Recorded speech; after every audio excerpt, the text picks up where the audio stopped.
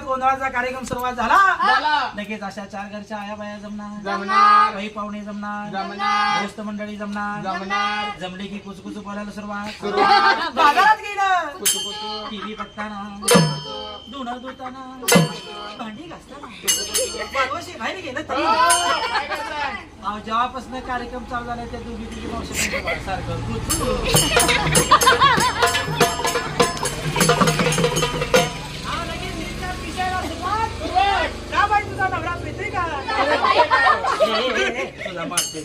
मी देखील शानीबाई आहे का?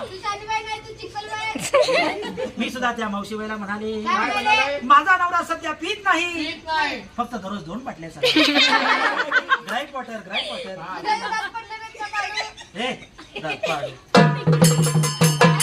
मावशीबाई बोल नका, टायमिंग कमी आहे. अशा प्रमाणे म्हणलं पण महाराज